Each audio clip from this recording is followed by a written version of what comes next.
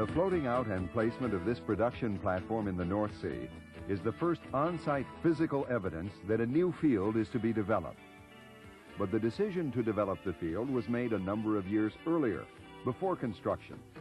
And that decision, what we refer to as the development decision, was based on an interplay between economics and technology. Soon after exploratory wells are drilled on a prospective field, the analysis required for making the development decision is begun. Both reservoir and economic models are prepared using the specific data for this field, teams of industry specialists and computers. The economic model is concerned with product prices, interest rates, capital and operating costs, taxes, and return on equity. The reservoir model, on the other hand, is concerned with the performance of the field under different well locations, flow rates, pressure response, EOR programs, and so forth. It is the integration of these two models that allows us to reach an optimal development strategy. Our concern in this module is the reservoir model, which is used to predict future reservoir performance. In order for these predictions to be realistic, the reservoir model should approximate as closely as possible the actual reservoir.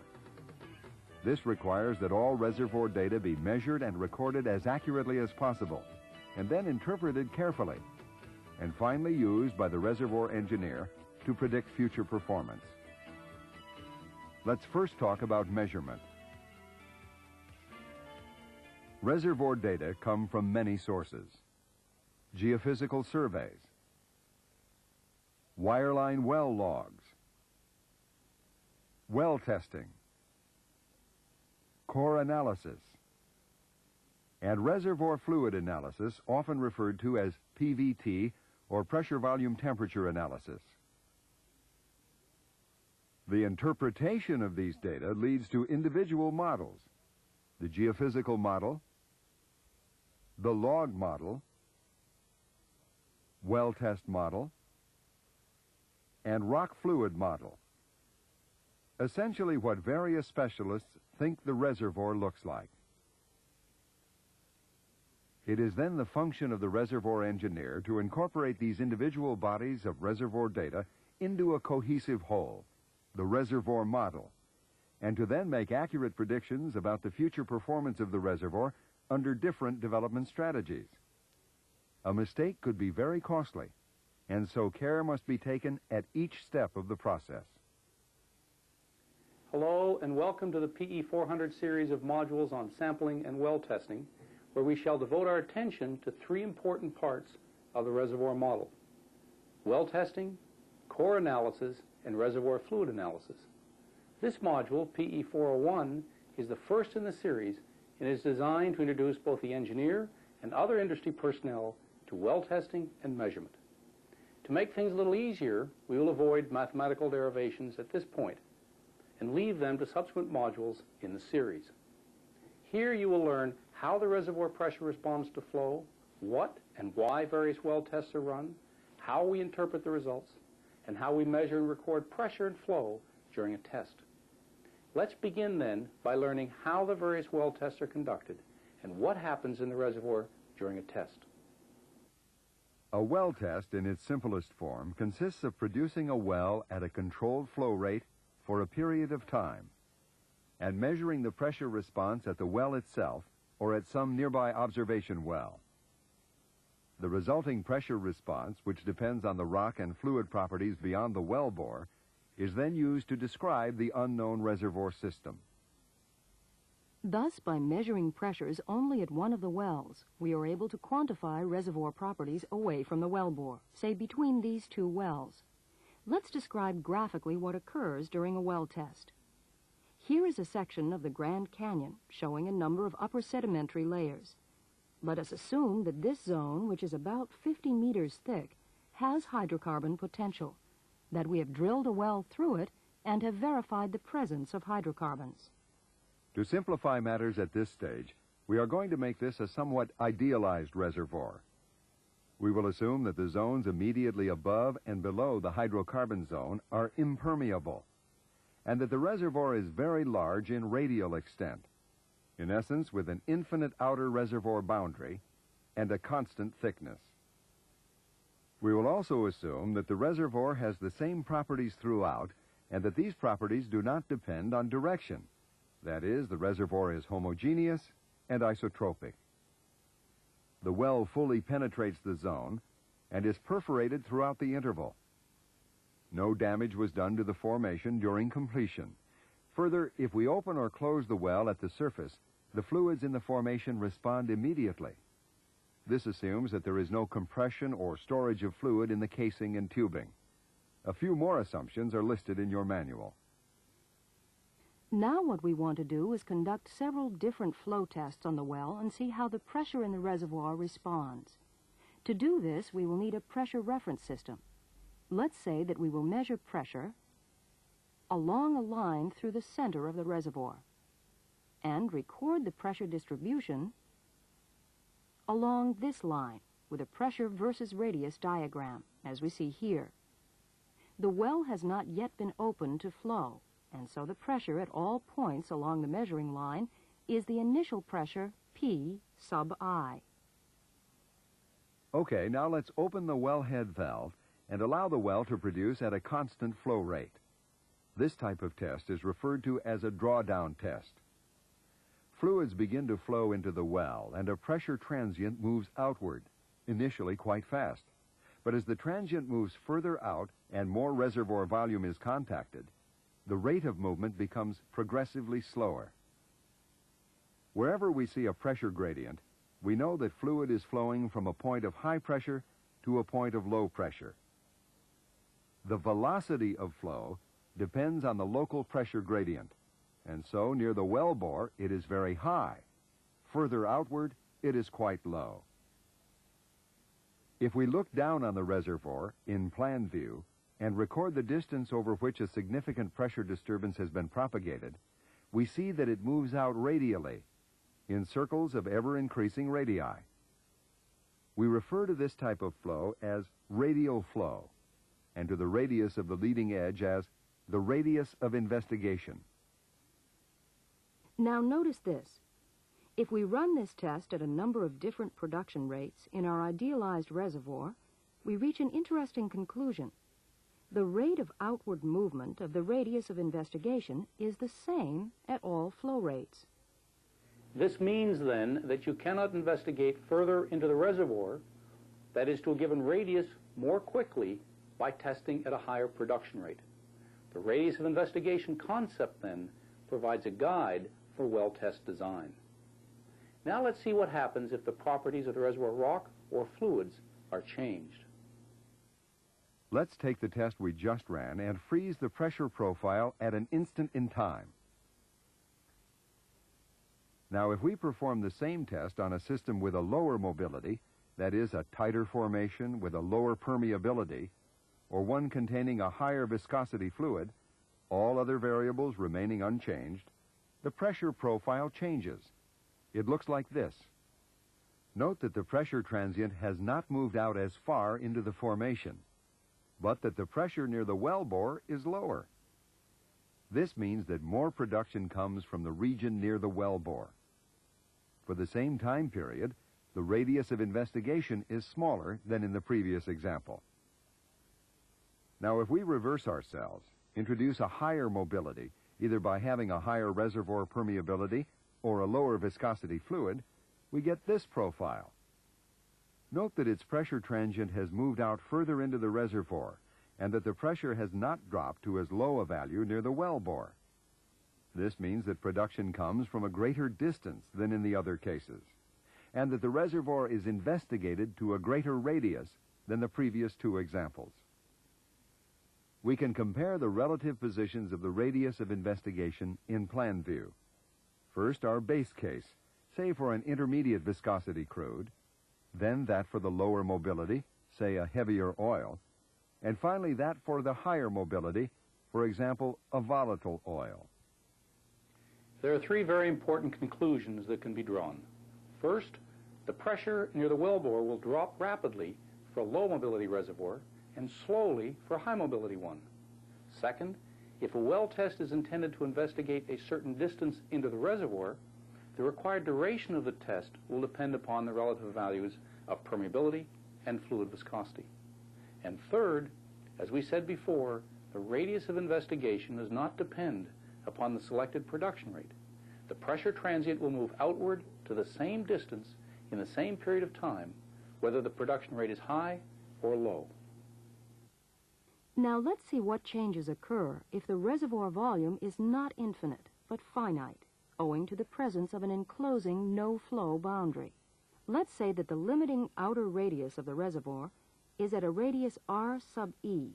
No flow can take place across this outer reservoir boundary, and all production must come from the inner region. If we open the well to flow again and watch the pressure transient, we see that the outer boundary does not affect its slope until the radius of investigation reaches r sub e. Then the pressure profile drops more quickly than it would for the infinite reservoir case, because all of the production must come from the finite reservoir volume. In a sense, an additional pressure transient is reflected backward toward the well that otherwise would have continued outward for an infinite reservoir. Soon after the pressure profile reaches the outer boundary and is reflected back to the well bore, we have the start of what we call pseudo-steady state or stabilized flow. Under these conditions, the rate of change of pressure with time at any radius is constant. The drawdown test gives us a good way of estimating the properties and limits of the reservoir. However, in cases where it is difficult to maintain a constant production rate during a drawdown test, we might choose to conduct a build-up test. In a pressure build-up test, we allow the well to produce at a fairly constant rate for a period of time, then shut it in and allow the pressure to build up again. We see here what the pressure transient looks like in the reservoir. By recording pressure buildup during the test and using standard interpretation techniques, the properties of the formation may be estimated. This test is used frequently because of its simplicity. There are several extensions to the buildup test. For an injection rather than a production well, we might inject fluid at a constant rate into the well and then shut the well in and measure the pressure fall-off. These are referred to as injectivity and fall-off tests rather than drawdown and build-up tests. Their responses, though, are similar. Another well test is the so-called multiple rate test, where we flow the well at different rates and note the pressure responds. The conventional back pressure test for a gas well is a classic multiple rate well test. As we see in this excerpt from PE 402, the well is flowed at 4 successive flow rates. Each flow rate is different and lasts until the pressure stabilizes. The flow periods are followed by an extended shut-in period. With this information, the engineer is able to predict the future deliverability of a gas well. The drill stem test, or DST, discussed in PE 404, is another form of multiple rate test. Now let's consider a totally different class of well test, one that is possible if more than one well is available. Here, for example, we have drilled an offset to our Grand Canyon well. If the second well is used as a pressure observation well, we may measure the pressure response in the observation well to changes in flow rates at the active well, and thereby understand the reservoir properties that exist between the wells. We refer to this type of test as an interference test, because flow from the active well interferes with the pressure in the observation well. There is a special type of interference test called a pulse test, which is conducted by changing the flow rate at the active well several times by alternating the flow and shut-in periods. This leads to a series of pressure pulses. The pressure distribution during a pulse test is shown here. Usually a number of pulses are introduced in a sequence. Here we see the pressure response measured at the observation well during the pulses. The shape and arrival time of the pulse in the observation well is used to estimate the properties of the reservoir between the two wells. Of course, under actual conditions, we are able to record such pressure changes only where wells penetrate the formation. That is, either at the test well or the observation well. By limiting our pressure measurement to the well bore, we can plot the production rate and pressure response at the wellbore versus time. Time, not radius, is now plotted on the horizontal axis. We note the original pressure, P sub I. We open the well to flow and see the pressure response for the drawdown test applied to the infinite acting reservoir.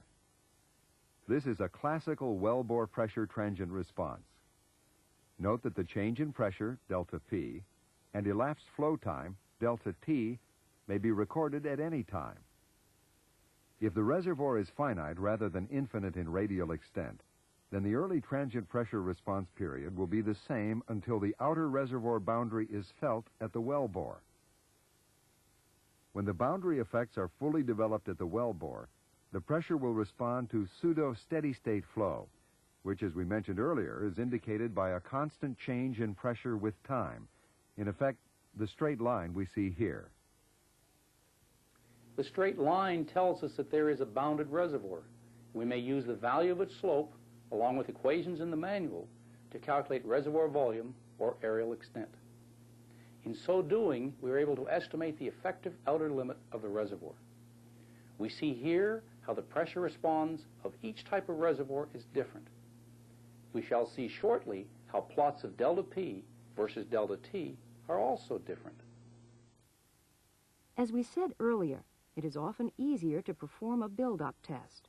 We do this by allowing the well to be produced for a period of time at a reasonably constant flow rate. And then, at time T sub P, we shut it in. The wellbore pressure now begins to build up again. In time, it should go all the way back to P sub I for an infinite reservoir, or to some lesser average reservoir pressure.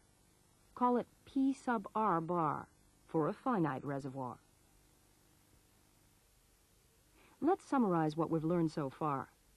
We have seen that the reservoir model is an important aspect of the development decision, and that well testing plays an important role in defining that model. Starting with an ideal reservoir, we have developed an understanding of the pressure response that occurs in the reservoir during the many well tests that are conducted.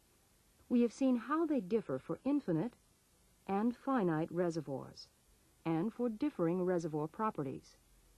In our discussions, we have developed a list of the principal well tests: drawdown, build-up, injectivity, fall-off, multiple rate, interference, and finally the pulse test. You should now have a pretty good understanding of each.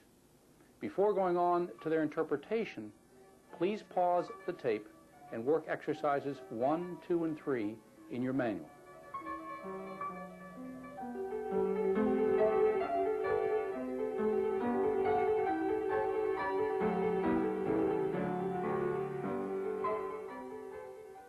The flow conditions in an actual reservoir might differ substantially from the ideal reservoir of Unit 1.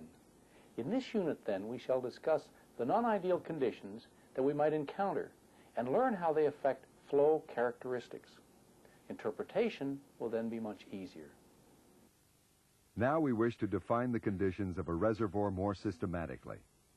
We may divide it into 3 principal regions. Region 1 is the wellbore and near wellbore region. Mathematically, this is referred to as the inner boundary conditions of our reservoir. Region 2 is the reservoir description itself, which mathematically is referred to as the basic model. Finally, we have Region 3 at the outer extent of the reservoir, what we call the outer boundary conditions. There are 3 inner boundary conditions within Region 1 that are commonly found in practice: wellbore storage, skin, and induced fractures. When a well about to undergo a drawdown test is opened at the surface, the flow rate at the surface versus time looks like this. The force driving the production to the surface is provided in large part by the decompression of fluids in the wellbore. The flow rate from the reservoir versus time looks like this. Showing the 2 flow rates simultaneously, we see the magnitude of delay in flow response at the formation. The delay is caused by what we call unloading, a form of wellbore storage. The delay in flow at the formation is also reflected by a delay in any pressure change in the formation. If we produce the well for a period of time and then shut the well in, as we would for a build-up test, we see that wellbore storage is also present for a build-up test. At the surface, the flow rate drops sharply to 0. The wellbore flow rate, though, drops more gradually to 0. The difference is caused by another wellbore storage effect, afterflow, caused by fluid compression in the wellbore. Note also that wellbore storage takes place early in the life of a well test. The second inner boundary condition is skin. We also discussed this effect in PE 402 and PE 403. The skin factor is a quantitative measure of the damage or enhancement to the formation that exists in the immediate vicinity of the wellbore. A positive value for the skin factor indicates damage. A negative value, enhancement. Unless the wellbore damage is removed during the test, the skin effect is not transitory, but is present throughout the test period, and its effect depends on the flow rate. The third near wellbore condition is known as induced fractures. A vertical fracture induced near the wellbore, as we see here in plan view, will result in a linear rather than a radial flow into the wellbore for a short period of time after the well is open to flow. In time, the ellipses will become circles, but the early linear flow patterns provide a characteristic pressure response, which we may measure and interpret. In describing the conditions that may exist in Region 2, the reservoir itself, we have found it convenient to refer to the reservoir as either homogeneous or heterogeneous. The homogeneous acting reservoir is one that, with respect to flow, acts as though it has identical properties throughout, either because it is truly homogeneous or is so randomly heterogeneous that it acts as though it were homogeneous. Many reservoirs throughout the world fall into this classification. The heterogeneous acting reservoirs have been the subject of many recent developments in well testing analysis. These reservoirs are divided into two types, double permeability and double porosity. A double porosity reservoir consists of two homogeneous porous media of distinct porosity and permeability characteristics which interact. An example of a dual porosity reservoir is the fissured or naturally fractured reservoir such as we see here, as it might actually exist, and in a more idealized representation. In this type of reservoir, a high permeability natural fracture system delivers fluids to the well, while low permeability matrix blocks bleed fluid into the fracture system. A second dual porosity system is the multi-layer system. In this two-layer system, only one layer acts as a source of fluids. The other layer delivers fluids to the wellbore. Both of these reservoir systems exhibit the same double porosity response to flow during well testing. The double permeability heterogeneous reservoir is characterized by two distinct porous media, as in the case of a double porosity system, but in this case, each medium can produce into the wellbore. Now let's move on to conditions in Region 3, the outer reservoir boundary. As we said earlier, a reservoir may be described as infinite or finite acting. The infinite acting reservoir is one that is very large and where the fluid communication is extensive compared to the drainage area of the well. In the finite acting reservoir, the reservoir volume communicating with a well is limited, as in the case of the limited reservoir that we discussed in Unit 1. Here, the reservoir outer boundary acts as a barrier to flow and is referred to as a no-flow boundary. A second type of finite acting reservoir occurs where a constant pressure is maintained on the reservoir boundary, for example, where a large active aquifer is in communication with a smaller oil field. Another example is a producing well surrounded by a regular pattern of injection wells. This condition is referred to as a constant pressure outer boundary. We have now completed the task of defining the various regions in our reservoir system. We understand that we describe or model a reservoir system by combining elements from each of the three regions. For example, we may have a wellbore reservoir system with wellbore storage and skin in a homogeneous reservoir of infinite extent, or one with wellbore storage and an induced fracture in a homogeneous reservoir of finite extent with a no-flow outer boundary. Of course, many other combinations are possible. But you may well ask which of the possible descriptions best fits a given reservoir. A little further explanation is needed.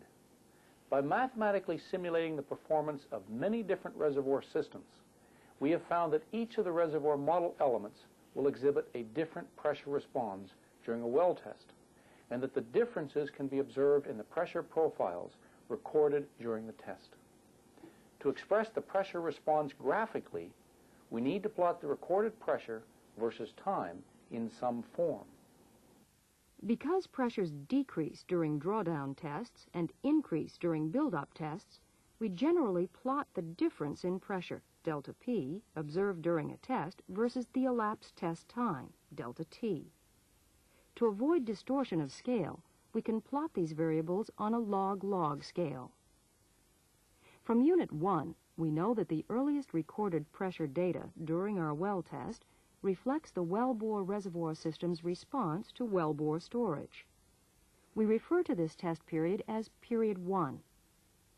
Next in time will be the pressure response at the wellbore shortly after production begins from the reservoir. The pressure response information obtained during this period, Period 2, will depend upon the presence of induced fractures, skin, fissures, or multilayers. Next, after a period of transitional flow behavior, the pressure response will begin to exhibit the properties of infinite acting radial homogeneous flow. This constitutes Period 3, and the pressure response will continue if the reservoir is infinite acting, or will begin to change again for a finite acting reservoir during Period 4. The latter pressure response will occur once the pressure response to the outer boundary reaches the wellbore. Let's look more closely at the characteristics of each period. In Period 1, the earliest condition observed, wellbore storage, exhibits its own characteristic pressure response shape. It yields a log-log straight line of unit slope at early time. This means that if the pressure data recorded during a well test has a unit slope log-log straight line passing through early time data, wellbore storage conditions exist. This is our first characteristic, or as it's often referred to, diagnostic plot. Next, we look at the characteristics of induced fractures. The pressure response to induced fractures occurs during Period 2 and has two characteristic shapes, one for a high conductivity fracture, the other for a low conductivity fracture. A high conductivity fracture communicating with the wellbore yields a log-log straight line with half-unit slope, meaning that delta P is proportional to the square root of delta T. The diagnostic plot of a low conductivity induced fracture communicating with the wellbore will yield a log-log straight line with a quarter unit slope, indicating that delta P is proportional to the fourth root of delta T. Note that the pressure response to an induced fracture during a well test will appear later in time than for wellbore storage. Thus, for example, the diagnostic plot may initially have a unit slope for wellbore storage and then be followed by a transition to half-unit slope for a high conductivity fracture. As Period 3 begins, the pressure response begins to reflect infinite acting radial flow. This means that the leading edge of the pressure wave now moves outward radially, as if the reservoir were infinite in extent. In time, this pattern may be interrupted by a finite outer reservoir boundary, but for at least some of the time, the pressure responds as if the reservoir were infinite. During the infinite acting radial flow of Period 3, a plot of delta P, not log delta P, is a linear function of log delta T. In effect, we have a semi-log straight line. Plotting the same data on the diagnostic plot of log delta P versus log delta T yields a curve like this one for a homogeneous reservoir. And when does radial homogeneous flow begin? That's an important question. We have found that it depends on the near wellbore conditions. We won't discuss it here, but you will find more detailed comments in your manual. The last pressure data to be recorded during our well test during period 4 will give us information about the outer boundary conditions of the reservoir. If the reservoir is infinite acting, radial flow will continue. But if it is finite, with either no flow or constant pressure conditions, infinite acting radial flow conditions will come to an end when the effect of the outer boundary is felt at the wellbore. For a no-flow boundary, as we see in this diagnostic plot, delta P begins to increase with time and approaches a unit slope straight line. If we plot delta P versus delta T, we see that the curve changes and becomes asymptotic to a straight line at later times. The slope depends on the reservoir size and flow rate. On the other hand, for a constant pressure outer boundary condition, a stabilization in pressure occurs. This means that delta P will approach a constant value with time. Now let's summarize. We realize that the log-log behavior of a complete model reflects the superposition of the log-log behavior of each individual component of the model. Here, for example, we see the characteristic curve for a well with wellbore storage in a homogeneous radial system with a no-flow finite reservoir boundary. And here is one where a low conductivity induced fracture has been added to the system. And finally, here we see one with wellbore storage producing from a heterogeneous reservoir of infinite extent. Seems to me like all we have to do is plot the pressure recorded during a well test in proper form and then identify the pattern. Is that right? Just about. But that comes in the next unit. Let's take a moment here to summarize. In this unit, we have taken a step beyond the ideal reservoir model we talked about in Unit 1 to model more closely the actual conditions that exist in a reservoir. We saw that the reservoir may be divided into 3 major regions, which are defined according to their physical or mathematical description. After we defined these regions, we then specified the conditions in each that would affect the pressure response during 4 different time periods of a well test. We then introduced the diagnostic and specialized plots of well test data and used them to characterize and distinguish the various elements of our reservoir model. We now know that test data may be plotted and the resulting pattern analyzed in order to define the characteristics of the reservoir. We are now ready for the specific details of interpretation, which we shall discuss in the next unit. For now, please take a few minutes to work exercises 4, 5, and 6 in your manual.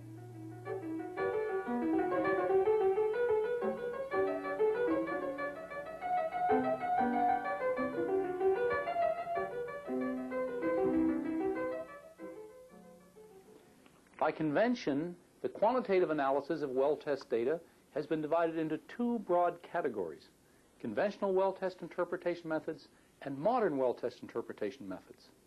The conventional methods were introduced and developed in the 50s and 60s and only make use of test data recorded in the latter part of a well test, that is, during what we have been calling periods 3 and 4. The modern methods, developed in the 70s and 80s, make use of all of the data recorded during a well test from periods 1 through 4. As we discuss each in turn, we shall use the data of a specific test, a build-up test, shown here as a log-log plot of delta P versus delta T. Additional data about the test are in your manual. The conventional methods are based upon the original Horner and Miller pressure buildup analysis. The reservoir system model is quite ideal. It assumes a homogeneous reservoir structure with skin and may be of infinite or finite lateral extent. Wellbore storage may be present, but it is not analyzed. A few other conditions discussed in Unit 2 are also not analyzed. Horner solved the equations for his reservoir system and developed a graphical method of quantifying the results of build-up tests. For oil wells, a plot of the bottom hole pressure, P sub WS, versus T sub P plus delta T over delta T during a build-up test should yield a straight line on semi-log paper.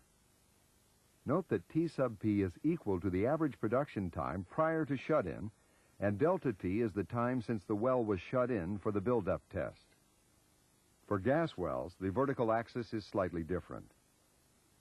At early time after shut-in, a condition equivalent to a large value on the horizontal axis, we see that a straight line normally does not exist. This deviation is caused by wellbore and near wellbore conditions. In time, a straight line may be drawn through the data, and it is this straight line that is used to define the reservoir system. For example, if we have an infinite reservoir system, we may extrapolate the straight line to a horizontal axis value equal to 1 to give us the initial reservoir pressure. In this case, 3,878 psi. We may measure the slope of the straight line and with it calculate the formation transmissibility and then estimate the flow capacity and effective permeability. We see the values for the example well here. With this information, we are able to estimate the potential flow rate of the well under different flowing conditions. We may also estimate the skin effect by finding the value of pressure along the straight line when the well has been shut in for 1 hour. We see the extrapolation here. The 1 hour shut-in pressure is equal to 3,797 psi. Using this value and the appropriate equation, which appears in your manual, the skin factor is calculated to be 7.4, a positive value. From our discussion in Unit 2, we realize that a positive value means that damage exists around this wellbore, and it is quite large. Knowing the skin factor and other calculated values, we may estimate the flow efficiency, that is, the ratio of the well's pressure drawdown with skin to that without skin. We find the flow efficiency to be equal to 0.467. This in turn means that the actual flow rate just prior to the test for this well, about 174 barrels per day, could be increased to about 373 barrels per day if the skin were to be removed, for example, by stimulation. The productivity index, or PI, is equal to the well's actual flow rate divided by the drawdown. That is, the average reservoir pressure, P sub R bar, in this case equal to P sub I, minus the flowing wellbore pressure, P sub WF, before the well is shut in. For our test well, the PI is calculated to be 0.22 barrels per day per PSI. The PI indicates the rates to be expected at various drawdowns. The flow rate will increase if the drawdown can be increased. Finally, by using the test data and the calculated results, we may estimate the radius of investigation, the radius that the pressure transient, which we introduced by shutting in the well, penetrated into the formation. Our calculations show it to be about 256 feet, or 78 meters. If we had wanted to investigate further into the formation, we would have needed to test for a longer period of time.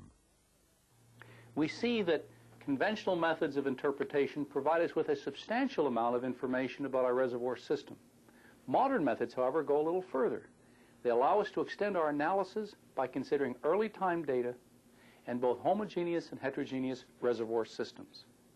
We shall see that both methods are usually used for comparison purposes and that the engineer should be familiar with each.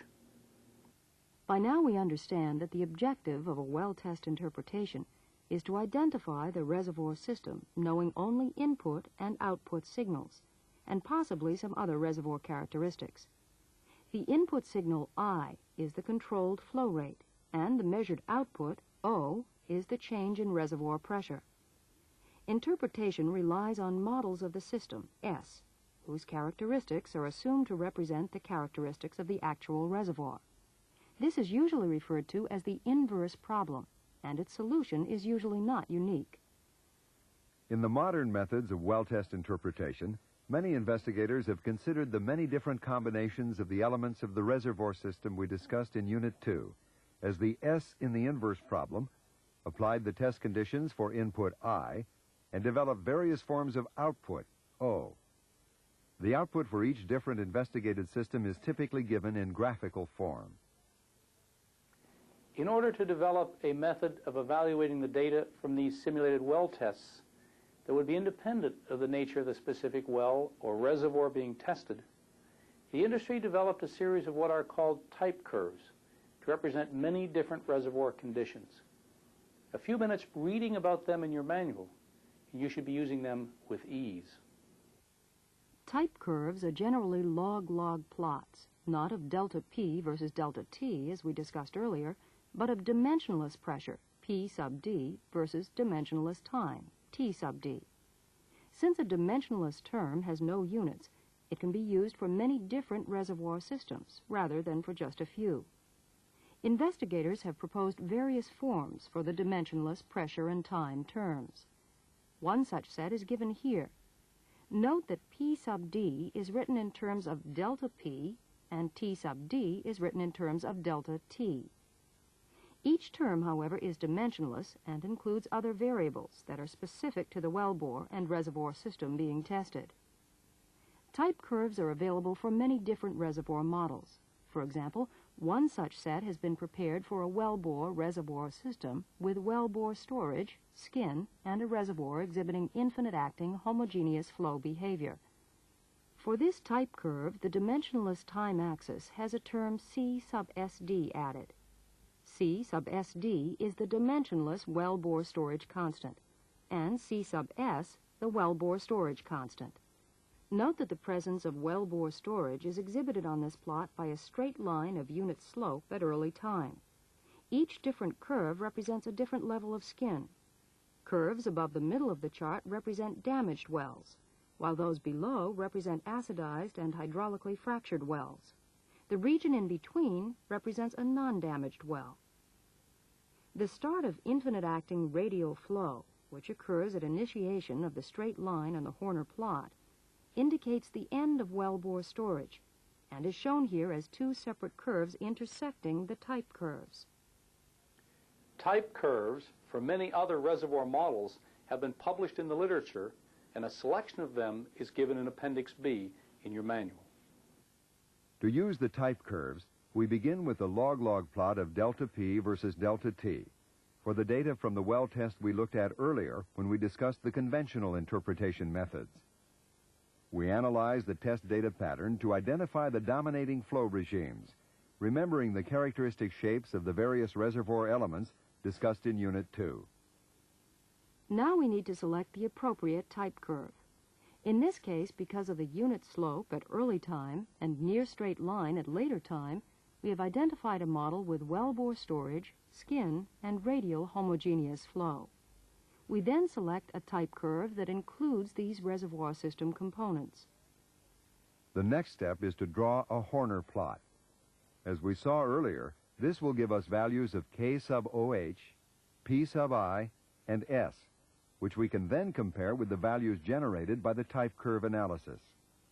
We then superimpose the diagnostic plot of our test data onto the type curve to obtain a match. Initially, this is done by sliding the diagnostic plot over the type curve, aligning the straight line at early time, and selecting the best possible match curve. Obtaining the match curve is often difficult, so we usually seek an estimated match point using Horner plot data. This provides an initial vertical match. The horizontal match is found by shifting the characteristic plot horizontally until the early time straight lines are aligned. In doing so, the final value for the pressure match point may be modified slightly. The final match point for our example data gives P sub D of 1.79, matching with delta P of 100, and delta T of 1.0, matching with a ratio T sub D over C sub SD of 14.8. Details are in your manual. Once a unique match point has been obtained, we may rearrange the dimensionless variables to give values of K sub OH equal to 1,165 millidarcy feet, and a skin factor of 7.7, and a wellbore storage constant equal to 0.0093 barrels per psi. Comparing the results obtained using the Horner plot, specifically the values of K sub OH and S, we see that the correspondence is quite close, and thus gives us confidence in our description of the reservoir flow system. In this example, the flow behavior exhibited radial homogeneous flow, essentially the basic assumption of a Horner plot, and so the results should be similar. There is considerably more data and many more reservoir systems that we may investigate with type curves. but that comes in later modules. Let's now summarize what we have learned in this unit. There are two major methods of interpreting well tests. The conventional methods rely on methods such as the Horner graphical method for interpreting well data. The modern methods are based on the solution of the inverse problem and rely on the matching of test data to type curves, which have been prepared for a number of different reservoir systems. The interpretation of well tests using type curves is a graphical analysis procedure which uses pattern recognition as its central concept. More information may be obtained using modern methods, but neither method is used in isolation, since it is often difficult to obtain unique solutions. Thus, a blend of approaches is necessary for consistent interpretation. Before going on to the last unit, please work exercises 7 and 8 in your manual.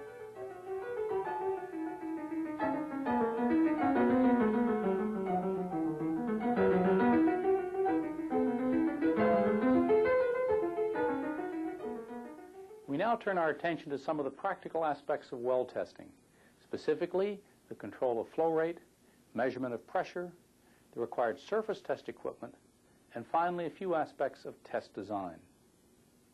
The control of flow rate during a well test is usually achieved at the surface through the use of chokes. In this drill stem test system, for example, 2 chokes are located in parallel in the floor manifold. One is an adjustable choke, the other a positive one. Flow is directed through the adjustable choke initially to determine the suitable choke size for the desired flow rate. Then a proper size insert is placed within the positive choke to maintain the constant rate. Flow is then directed through the positive choke. Once the flow rate is controlled, we turn our attention to measuring pressures. There are 2 types of recording instruments used to record pressures during a well test: mechanical and electronic gauges. The pressure element of a mechanical gauge is normally of the multiple coil bourdon tube type. Well fluid pressure is transmitted through a rubber diaphragm to fluid contained inside the bourdon tube. Pressure increases cause the tube to uncoil. The rotation is transferred to a stylus which makes a mark, usually on a coated metal chart. The recording chart is moved vertically by a clock with the speed of movement along one axis of the chart dependent upon the clock selected. The rotation of the stylus in one direction by the bourdon tube records pressures. The movement of the chart by the clock in the other direction records time. The relative motion of each yields a pressure time chart. Electronic gauges using quartz crystal or strain gauge transducers provide high-resolution pressure and temperature measurements. The electronic gauges may be coupled with downhole electronic memories or connected through an electric wire line to surface instruments. The downhole memory recorder can be set to record pressure and temperature on a periodic basis at intervals from 5 seconds to 128 minutes.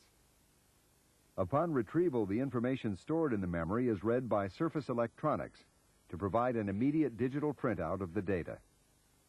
It is possible to connect the electronic gauge in the subsurface through an electric wire line, which is run inside the drill pipe, to the surface and then to a recording device. Using this equipment, real-time test data is available at the surface so that the quality of the test may be observed, and with suitable computer, immediate test calculations may be performed. It is possible then to perform a complete analysis of a well test at the surface, even before the test tools have been moved from the zone being tested. It also means that a test may be continued until sufficient data has been obtained, not too long and not too short. Selecting the appropriate pressure recording system depends on test objectives. You will find some suggestions in your manual. Now let's say a few words about the surface facilities needed for a test. The surface equipment that may be required for a DST on an offshore flowing well is shown in this schematic. Production flows up through the surface test tree, then through a safety valve to a data header, where temperature is measured and fluid samples may be taken for laboratory analysis. Production then flows through either the positive or adjustable choke. In some cases, both chokes may be closed and production directed through the manifold bypass. From the manifold, the produced fluids flow to the heat exchanger, where they are heated before being separated. Oil, gas, and water are separated into individual phases in the separator and then individually metered. A test tank may be available to use in cleaning up the well, taking samples and proving liquid flow meters. After metering, the hydrocarbons are disposed of through a flare or burner, or collected in tanks or pipelines. The water is safely disposed of. A well may be tested for a number of different reasons during its life. The reasons usually coincide with the need to make decisions with respect to the well or reservoir, or the fact that an opportunity presents itself to add to the database of the well. When we do test a well, though, we must prepare a complete test package. To be complete, the test package should include the following key elements: a statement of test objectives, including why the well is being tested and what we expect to learn from the test data. A proposed test design, including the specification of the type of test to be run, flow rates, shut-in periods, durations, and contingency procedures in the event that the test has to be altered in the field. The mechanical design should specify the required surface and subsurface mechanical system. The instrumentation package must also be specified. It should include the pressure and temperature measuring and recording devices, as well as the wireline recommendations. The package should also include specifications for sampling produced fluids, how many samples to take, when, and where. Finally, a complete well test reporting system must be prepared to be sure that the well test procedures are communicated clearly to all persons concerned with the test, and that all test data is recorded properly and systematically. Let's summarize what we've learned so far. In this last unit, we have discussed the more practical aspects of well testing, how flow rates are controlled, the surface equipment required during a test, and the options for sensing and recording pressure. Finally, we discussed the key elements of a well test package, from stating the test objectives to communication and reporting. With a test properly designed and conducted, interpretation of test data may then be undertaken with confidence. You may well ask where you might go next in this series. We can recommend PE 402 for gas well testing, and PE 403 for more detail and examples on well testing.